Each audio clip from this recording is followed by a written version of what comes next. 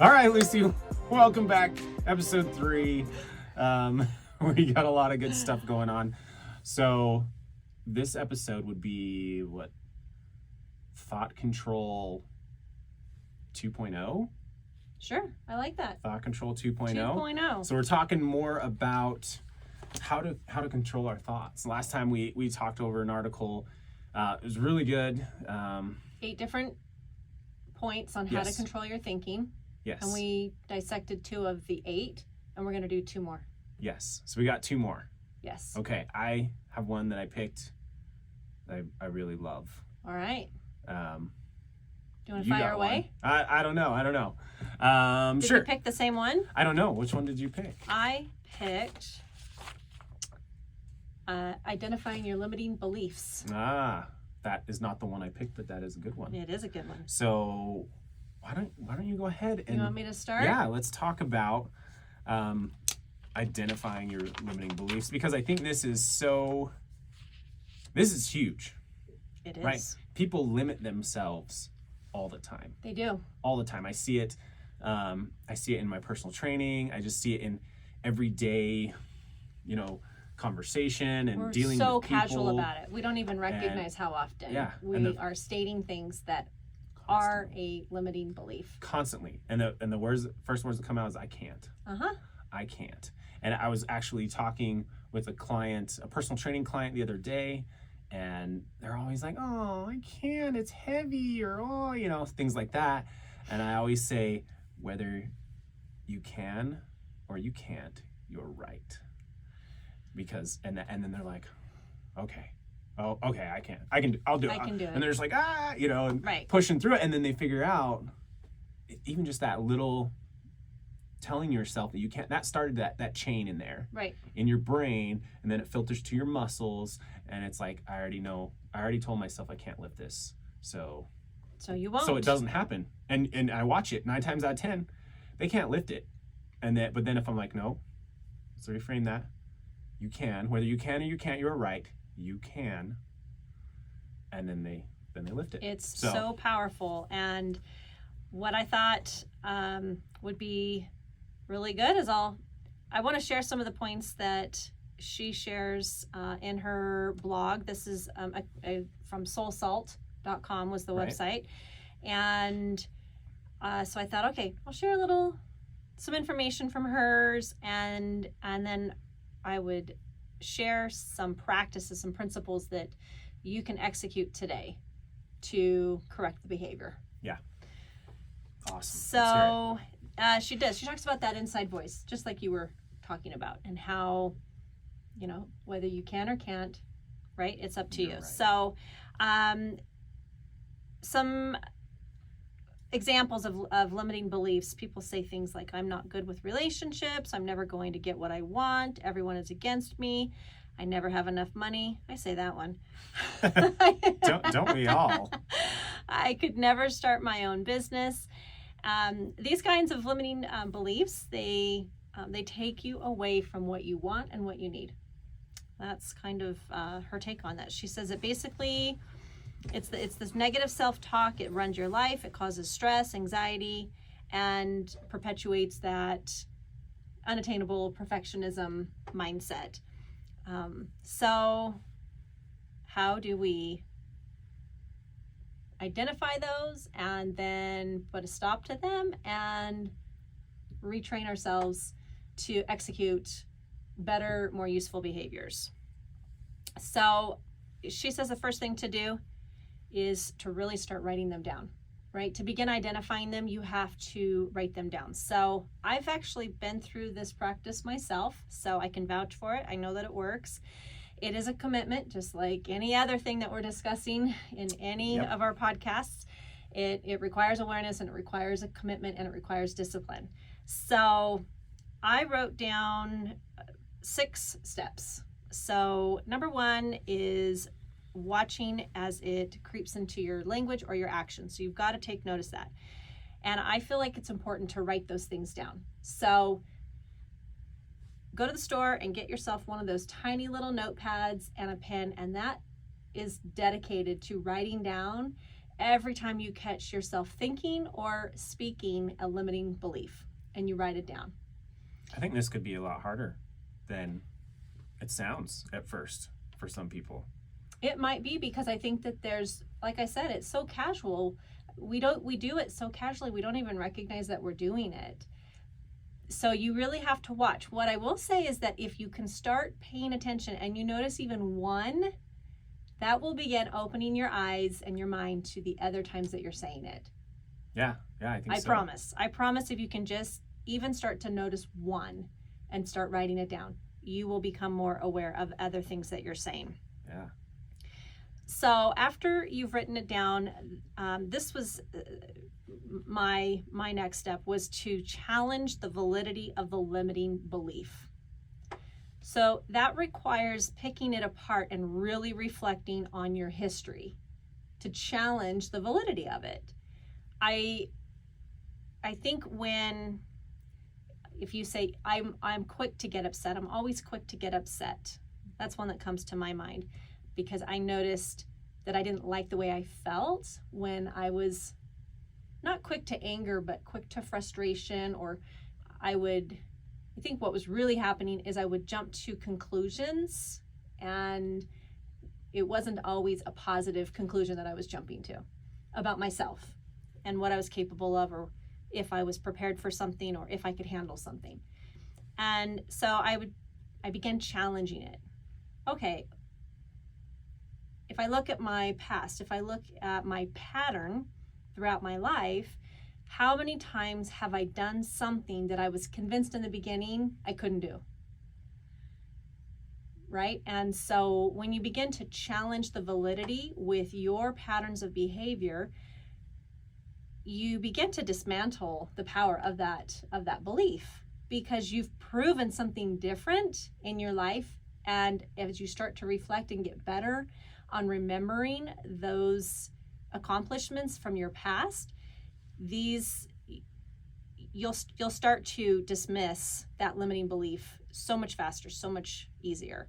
And so challenge the validity of it with your past behaviors, right? How many times have I done something that was hard? How many times have I done something that I wasn't sure I could do?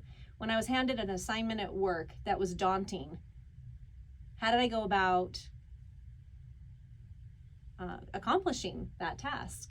I did it. So there's proof all throughout our life that would dispel and dismantle these limiting beliefs. So challenge it. I agree. And I just want to say, I think this is part of that growth mindset that we talked about before, because you have to be willing to, you're kind of calling yourself out, if you will. Right. And you have to be like 100% honest, but you have to have that mindset too, instead of, like we've talked about before, having that always or never, right, like dialogue in your head. Right.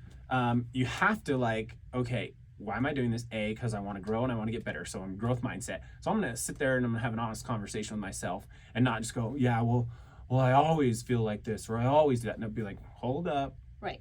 Like, let's really diagnose and be like, okay, so last time I did this, or I said this, but then the rest of the times I did this, and this. Right. And so you really have to be honest with yourself and really, dissect your behavior or your thought pattern and be like, okay, and then be like, okay. But you have to kind of attack it, if you will, with that growth mindset. Right. And not just throw out those terms that you always do, because I think that those limiting beliefs are often thrown out when, and it might not even be like a statement like I'm not good with relationships or whatever. Absolutely. It could be far more subtle than that. It can be, well, I am my father's daughter, or something right. like that. That's limiting right there, because do you not think you can grow and change and be better? Well, that's what my parents did. Right. Or, it's in my DNA. It's in my DNA. And that's a limiting belief. It bothers me so much. I get from that parenting perspective of, well, that's the way my parents always have done it. You don't think you can do any better? You right. think your parents were like the ultimate peak of parenting and nothing is better? I'm pretty sure, and I'm sure there's people who have awesome parents. Right. But I'm sure there are some things that you can do better. And that's that limiting belief, you know, that's like, no, well, I'm raising my kids that way because that's the way my parents taught me. Or I only do this because that's only the way that I've ever learned it, or whatever. You gotta start with that growth mindset. Have that growth mindset, and then this helps definitely with identifying your limiting beliefs and then challenging them. And when you're challenging them, I think it's important to recognize that to challenge the limiting belief, you don't have to have shown perfection in an area. Right? I tried it. I was successful. I overcame the obstacle, whatever that obstacle was. You know, if we use, again, the example of being handed something at work, a new assignment at work that involves maybe a software application that you have no history with. Well, at some point, you jumped into Excel for the first time. At some point, you jumped into even browsing the internet at some point, right? For us a little bit older folks. So, like in the old dial-up. Someone's on the phone, get off the phone. Right? Sorry. I remember those days. Oh my goodness. But I just think it's important that you challenge it, and you challenge it with the evidence that is in your life, but the evidence doesn't have to be perfection. Right. So, because I have fallen victim to that, I've decided that the limiting belief was in fact correct, because even though maybe I modeled some of this ability to overcome or to get on the other side of something, that if I didn't do it perfectly, if I didn't execute it perfectly, it didn't count. It didn't have merit. And that's not the case. That's not the case. Nobody's perfect. No one's perfect. So you're right. You have to be honest, but you've got to be honest on both ends. Right? We're not looking for perfection. We're looking for a pattern of behavior that proves that you can do something that for some reason you're thinking right now, I can't do. Right. So challenge it. Then number 3, she suggests that you take a second to reflect on how damaging that thought is. And I think when you give credit to that, when you really stop and reflect on the depth of damage that you're doing to yourself and the patterns of behavior that you're reaffirming in your life, no one wants that, right? We don't want to be self-destructive. We don't want to sabotage ourselves. And if you're truly committed to this practice, you will understand that and respect that and use that as some leverage to discipline yourself to continue pushing through the difficulty. So recognize how damaged it is. Then you have to adopt a new belief. So it's one thing, right? If we extract something, we have to put something new in its place. And so it may be something as simple as, I know I can do hard things, or I've proven I can do hard things. And that's usually what I'll replace it with. It's a little broad, it's a little generic, and I can say, I've proven I can do hard things. I've done it time and time and time again, and I know I'm capable of doing it. So adopt a new belief and then put it into practice, which sounds so simple. Just get out there and put it into practice, put it into play, put it into motion. So I added a number 6 principle, which is to be committed to repeating this cycle, this entire cycle. And so all 6 steps, and you may find yourself walking through, you will find yourself, if this is new to you, you will find yourself repeating this step, these 6 steps with every limiting belief that may come into your mind. But you'll get better at identifying them. You'll get better at writing them down, challenging them. You'll get better at recognizing how damaging it can be, right? You'll start to move through these steps real quick. And it really doesn't take that long, where you're moving through these steps relatively quickly, and you just have to keep repeating that pattern until it becomes your new way of existing. I agree 100%. And so then you're able to quickly identify those limiting beliefs, challenge them, and then flip it around. Right. Fill it with something positive. Right. Like you mentioned, I never have enough money. And so it's like, okay, well, how can I flip that around? All right, let's You use know? that one. Okay, let's use it. So it is limiting. How can you flip it around? I think the flip for me that would resonate, that my mind could wrap around and work through would be, I'm a hard worker, or I can generate the funds or the money that I need. Mm-hmm. Those, I'd probably pick one of those two. Yep. What would you pick? Or, how would you reframe it? I don't know. I'd probably say something like, instead of I never have enough money, it'd be like I am working on getting the money for that. Okay. Instead of like, you know, maybe someone say like, well, I want a new truck. I can't afford that. That's like your limiting mindset, right? So instead of saying I can't afford that, you can say something like, I am working toward purchasing that truck. Or could it be even as subtle as, I am not going to buy that yet. It could be. That's all of that leaves you open-ended to the possibility of buying the new truck. And it's Okay, positive. so then you challenge the validity of that limiting belief. So for me, I would say, you know, in my life, there's been an ebb and flow of money, and I've accepted that that's an aspect of life.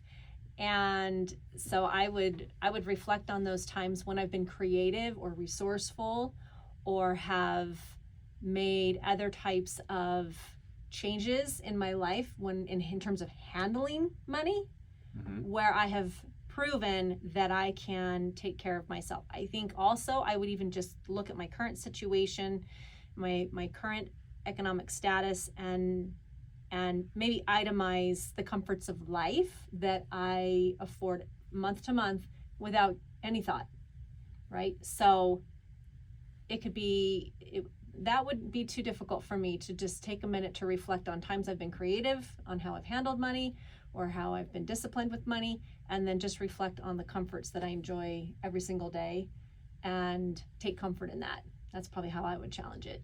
Yeah, you could totally do that. I'm just thinking of, I've heard other people say, instead of saying I can't afford that, say how can I afford that? And then you flip into, instead of that, and this is going into other different mindsets, but it's very similar, like a scarcity mindset versus an abundance mindset, or a growth versus a limiting, or identifying your limiting beliefs.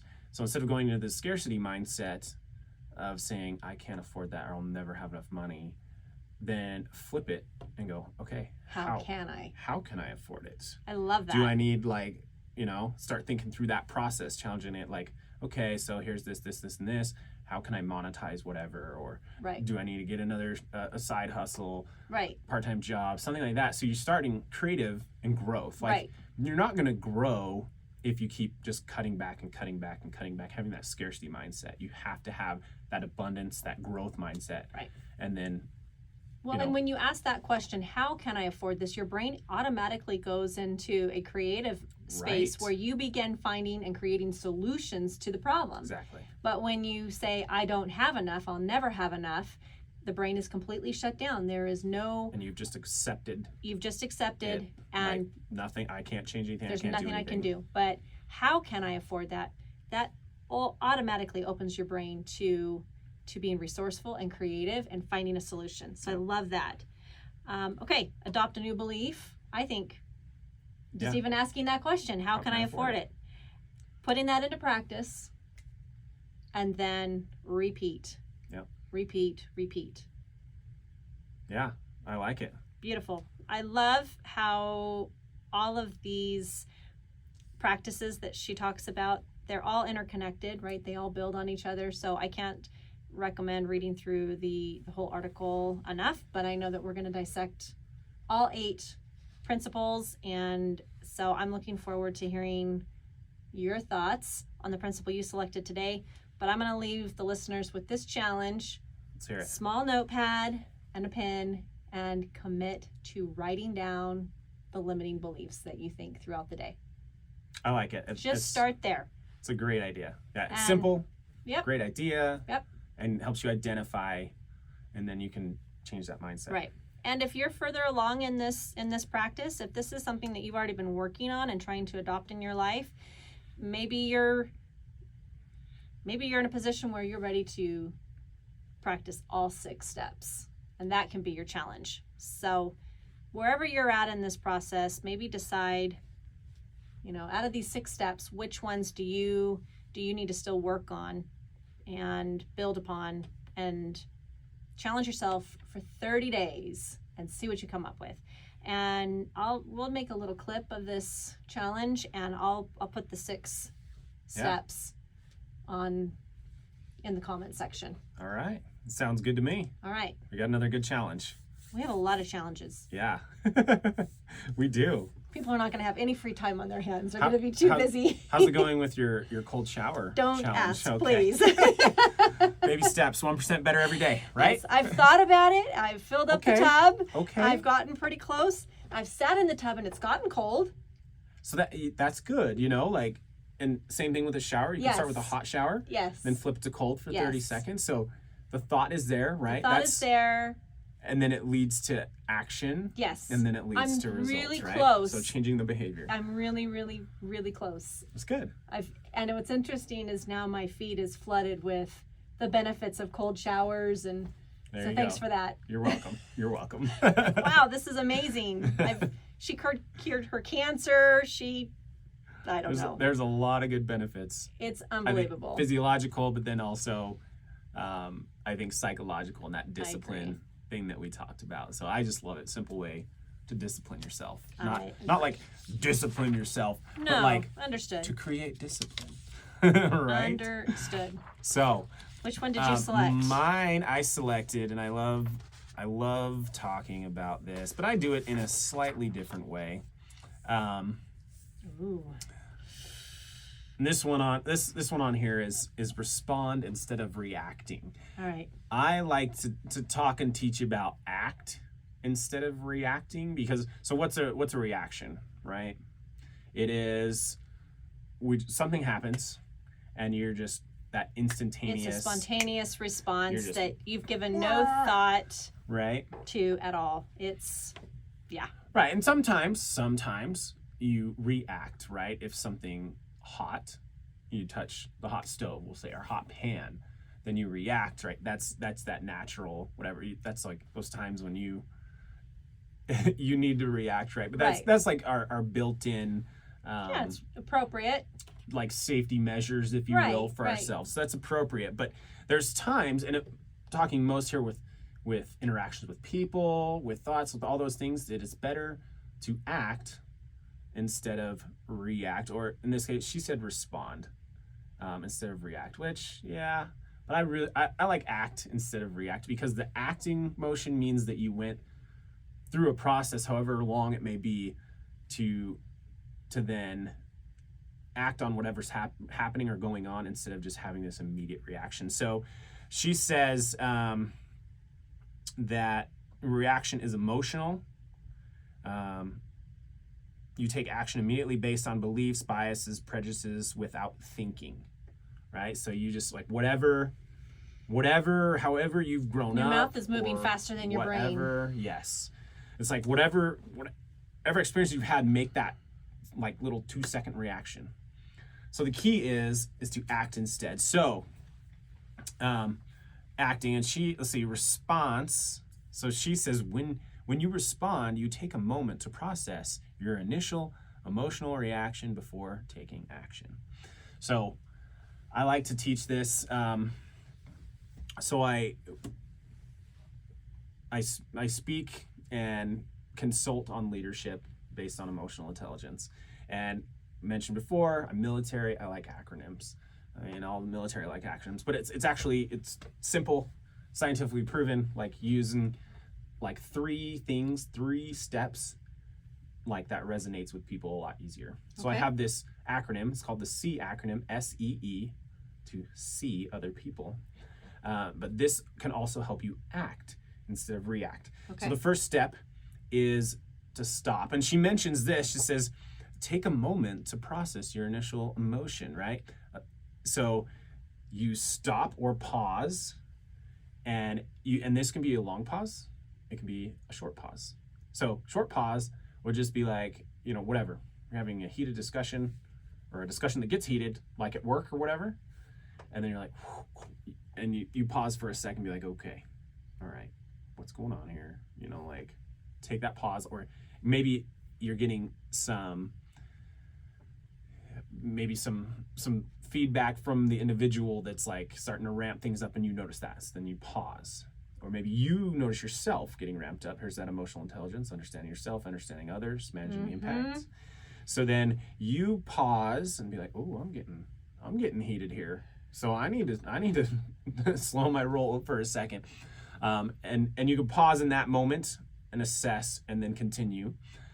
Or it can be a long pause. So for example, you can walk away from the situation and you can come back, go to your happy place, wherever that may be, and then come back, and then you can address that then. And I've had that experience myself, crazy stuff going on with work or whatever in the past.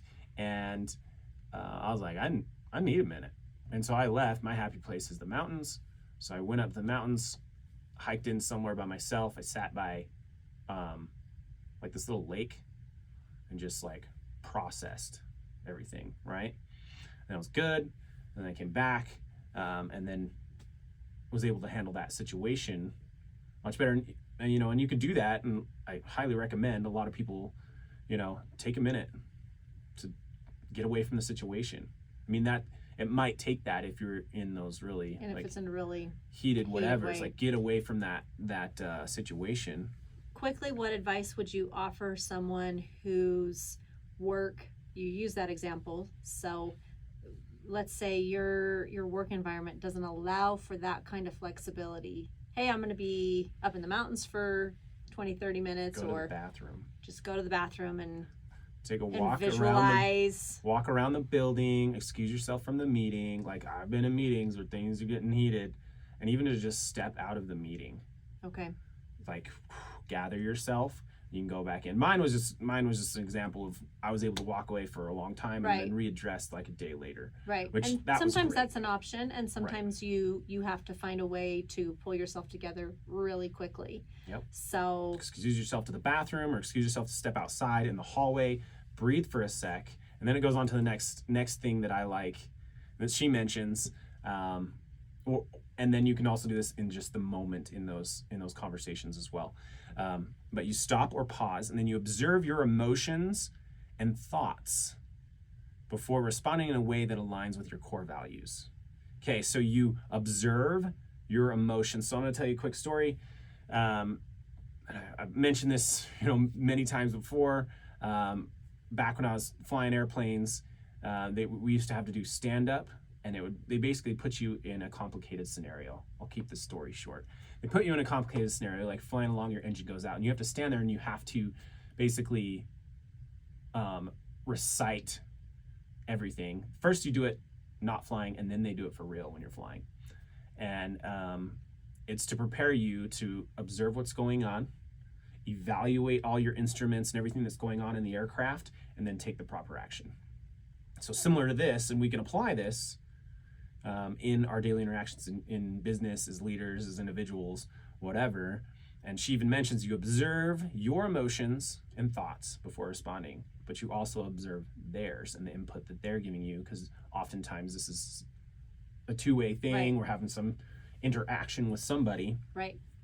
And so the E in mine is evaluate. So stop, evaluate. And so hers, you observe your emotions. So now you start evaluating the situation that's going on, observing or evaluating your emotions, evaluating the other person's emotions, and then you can go on and manage that impact. So then she says, and then respond in a way that aligns with your core values. So with mine, I like to add the second E, which is empathize, right? So ooh, I like stop, evaluate, and empathize. Because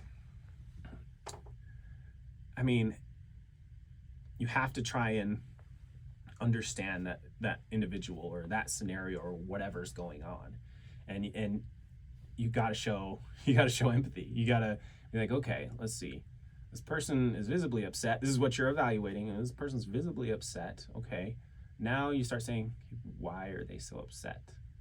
You know, how did they get to this, you know, this state? You know, what is their perceived reality or whatever, you know, and that kind of starts getting you to empathize with them, right? You can also empathize with yourself. That was going to be my next question. Yeah. So let's say you're the only one that seems to be growing in agitation throughout the course of this conversation. Mm-hmm. And this other person is cool as a cucumber and really doesn't understand where this intensity may be coming from. So if you stop and evaluate your own emotions, then how do you empathize with yourself in a way that allows you to de-escalate those feelings so that you can come back to that conversation Mm-hmm. in alignment with your core values? Yep. So same thing, you just start like, okay, you're evaluating, you're like, wow, I am getting spun up here. Why? Okay, I've been agitated before. Like, I can calm myself down.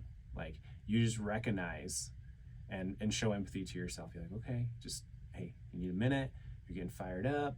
I've been fired up before. I feel like I need to calm down. I can calm down because I've been there before. That type of kind of quick self-talk, if you will, Okay. that helps you realize, okay, hey, I'm okay. Just calm down. Yeah. You need to rein it in a little bit. You're getting a little fired up. You can calm down. You have calmed down before. Let's get to a positive place and let's have, you know, an adult conversation instead of just letting your emotions control absolutely everything. And you just end up freaking out. And so then you can be like, okay, this is, you know, these are not my core values, kind of like she mentions. Like, I usually am cool, calm, and collected, you know, that kind of stuff. And so I'm going to get back to that place because I've been there before and I know I can. And so then you get back to that place and then you can manage that impact or have that adult conversation. You truly see the other individual. I see what you did there. Yeah, you like that? So SEE. SEE. Stop, evaluate, and empathize. Yep. And that way you can act instead of react to whatever situation you got going on. Love it. So there you have it. So I guess my challenge would be, and I don't know if I have like a physical one, but just to implement that acronym in your daily life so you can see other individuals. So when you're in those instances, think, I need to see, I need to stop, evaluate, and empathize. So pause for a sec if you need to. Okay, evaluate the situation. We got some heated exchange going on. How are my emotions? How are their emotions? Visually, okay, they're putting off some pretty big nonverbals, so they are visibly upset. Right. You know, things like that. And then now I need to show empathy. Okay, where are they coming from? Why do I think they're so upset? Was it something I said? Or did they, you know, you just show them grace and think maybe they had a bad morning with you have no idea getting the kids out the door in the morning. Right, you have no idea what they may have gone through. Yeah, maybe they just got yelled at by the boss and I wasn't privy to that, so I have no idea what they're feeling. Right. So I'm going to show them empathy and be like, okay, you know, and then also show myself empathy and be like, okay, you're getting spun up. Like you need to calm down. You've been here before. You can calm yourself down, or you know, in whatever way you need to, and then you manage that situation, and then you're responding or acting instead of, you know, reacting. She says here, you will likely discover much better outcomes and avoid unnecessary conflict just by responding instead of reacting. 100%.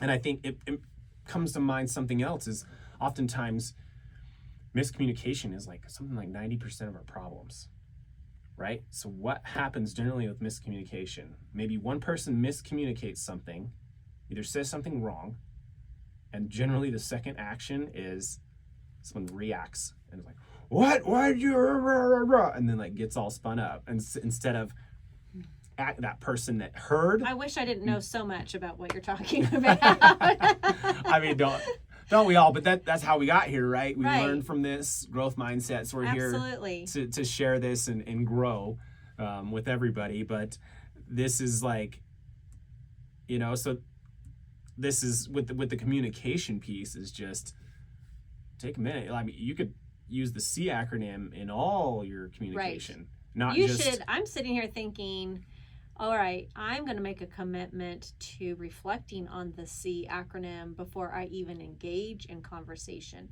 There are individuals that I interact with where I can almost assume, which we shouldn't, but I'm far more likely to have conversations that may escalate with some people more so than others. That's just a given. That's just where we're at right now, at this stage of our relationship. So there's reality, right, in my own life where this acronym could really de-escalate a lot of tension and eliminate a lot of unnecessary suffering. So I'm thinking, all right, how do I arm myself before I even step into dialogue with this individual where I know they're frustrated and with me, and it surfaces really quick in almost every conversation. I have a teenage son, so that's standard. That's what happens, right? It's very likely that Teenagers. that it's all my fault, and so I'm thinking, all right, if I walk into that conversation, or if he approaches me and I say, all right, C, stop, evaluate, empathize, and I am focused on that, how much will that potentially affect my response to him? And there's no way that it won't have a response or an impact on his response to me. And maybe the first couple of times that, if I'm successful with this, maybe the first couple of times that we converse, I won't necessarily see the benefits of that. But I guarantee you, at a minimum, he'll walk away confused. He'll say, what just happened? Mom has button A, and if I push it, it's always produced this result, and it's not happening. What is going on? Yeah. And so you just don't even fully understand until you begin to execute some of this, the full impact it'll have on your life and on your relationships, both personal and professional. So yeah, and I think that you might not see it, like you mentioned, you might not see the result right at first, right. But I think you're going to see a change in you're going to start to see a change in yourself, right, and your behaviors, and then after a while that other person is going to be like, mm-hmm. And then they will start to change. So it's kind of like you're spreading it. So if you're listening, you're like, well, I don't want to go around and use the C acronym and do that because I'm just going to get dumped on or whatever by all these people. I think that at first you might right. still have some of those reactions, and they're not going to be nice or whatever, but eventually they're going to come around, right, and they're going to be like, oh, I know that Lucy wants to have a normal adult conversation and we don't need to yell at each other, right, so I am going to approach that differently. So I've seen it happen. Yep. People will come around. It might take a while, right, but depending on that level of the relationship and what's going on and things like that, but over time that other individual will come around and start to see, oh, and who knows, might teenagers, they're tough. right. It's like as soon as they turn 13, you're the dumbest person in the world. Yep. And then when they hit 25, they start going, maybe mom and dad are kind of smart. I don't know. You know what? I think I'll call mom or dad and see what they have to say about that. Right. So give it time. So it might take after that, they hit 25 that they're finally like, I see what you were doing, and now I want to do that, and I want to be like that. And hopefully as adults we can grasp that a little bit sooner, and be like, okay, so I'm not going to blow up on somebody because of some random whatever incident at the grocery store or on I-15 or whatever, because I'm going to see them as a human, as an individual, and stop, evaluate, and empathize the situation, and then have a more positive outcome on the other end. So Love it. So yeah. All right. So let's see. Let's see each other as humans and as individuals, and And change the world. Change the world. So there you have it. So take that with you. So we have the notepad, writing down your limiting beliefs and changing them, and the C acronym. All right. So thanks everybody for listening, and we'll be back again with another good episode. All right. Be good. Elevate your existence.